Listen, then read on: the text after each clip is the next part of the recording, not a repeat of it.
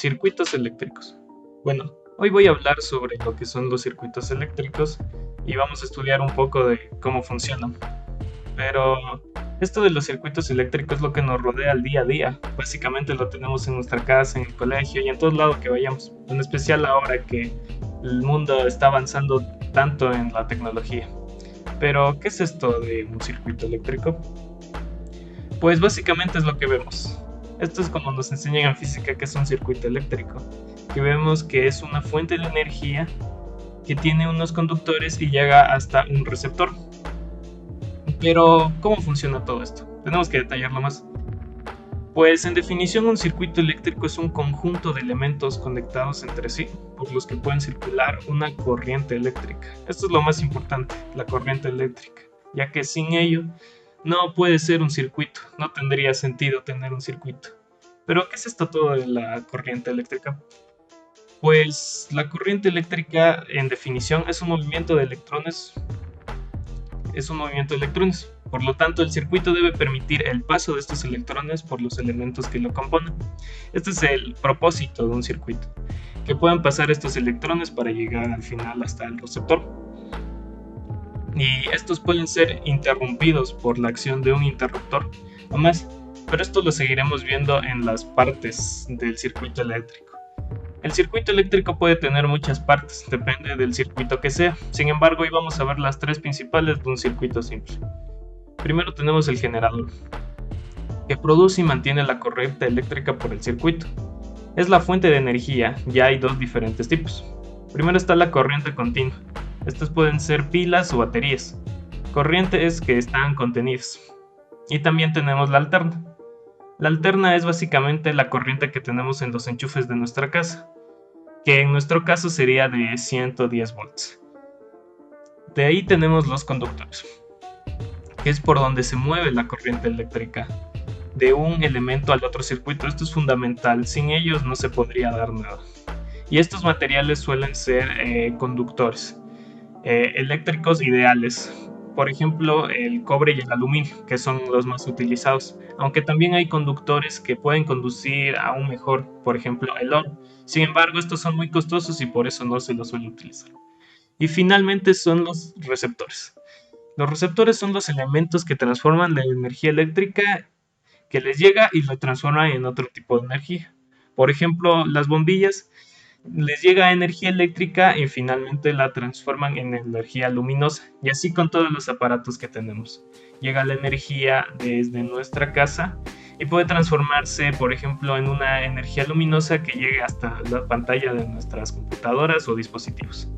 Bueno, ahora vamos a ver los símbolos eléctricos, que para simplificar el dibujo de los circuitos eléctricos se utilizan diferentes símbolos. Estos representan cada elemento del circuito de forma simplificada y fácil de dibujar.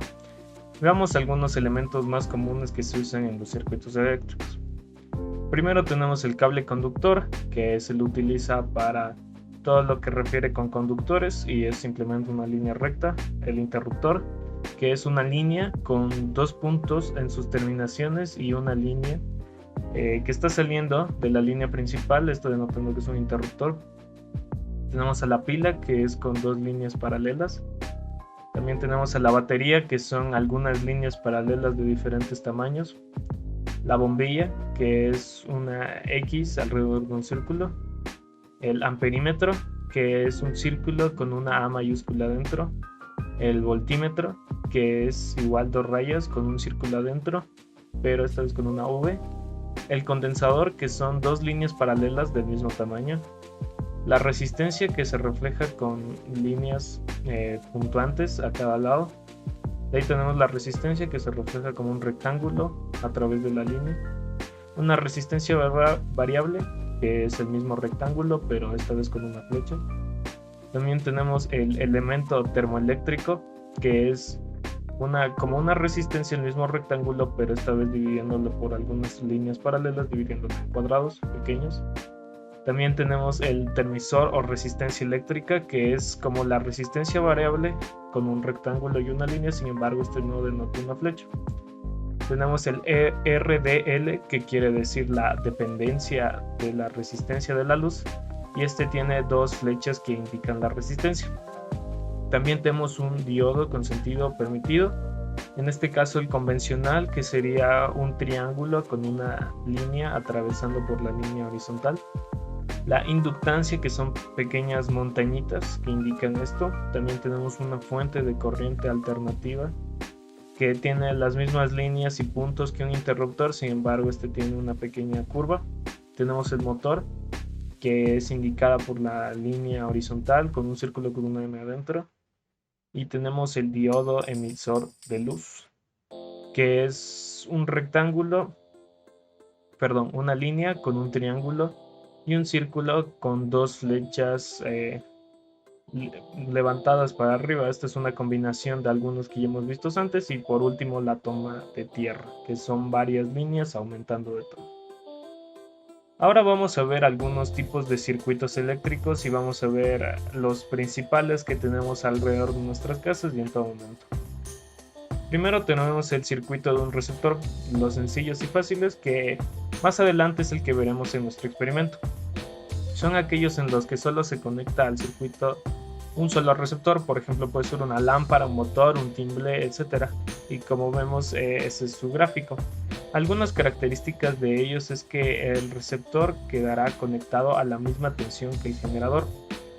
Esto es por lo que el receptor circulará en una intensidad de corriente igual a la de un circuito total y la única resistencia del circuito será el receptor. Por ejemplo, en este ejemplo de la lámpara, el foco sería la única resistencia que tiene, ya que es un circuito simple y solo cuenta con la corriente o la pila y el conductor, y podría ser un interruptor y la lámpara, que sería su única resistencia. De ahí tenemos los circuitos en series, que son circuitos en serie son los receptores que se conectan una a continuación del otro, el final del primero con el principio del segundo y así sucesivamente, como podemos ver en el ejemplo. Algunas características de ellos es que la intensidad que atraviesa todos los receptores es la misma y es igual que el total del circuito. La resistencia total también de este circuito es la suma de todas las resistencias de los receptores conectados en serie. Y también la tensión total es igual a la suma de cada uno de los receptores conectados en cada serie. Cada una de estas características tiene su propia fórmula para resolverlo. Y también podemos conectar 2 o 3 receptores donde queramos en esta serie. Ahora vamos con los circuitos en paralelo. Los circuitos en paralelo son en los que los receptores se conectan unidas a todas las entradas de los receptores por un lado y por el otro de la salida. Aquí vemos este ejemplo donde podemos verlo. Algunas características de ello es que las tensiones de todos los receptores son iguales a la tensión del circuito. Igual una fórmula aquí. Y también que todos los receptores conectados en paralelo quedarán trabajando a la misma tensión que tenga el generador. La tensión no va a cambiar en esto. Y también si quitamos un receptor del circuito, los otros seguirán funcionando. A diferencia del circuito simple que vimos, el de una resistencia, este seguirá funcionando a pesar de que le quitemos un receptor. Y por último vamos con los circuitos mixtos o serie de paralelo. Son aquellos circuitos eléctricos que combinan serie y paralelo. Lógicamente estos circuitos tienen más de 2 receptores, ya que si tuvieran 2 estarían en serie o en paralelo. Así que por eso son mixtos, como el ejemplo que vemos. En este tipo de circuitos hay que combinar los receptores en serie y paralelo para calcularlos, ya que así funcionan específicamente este tipo de circuitos.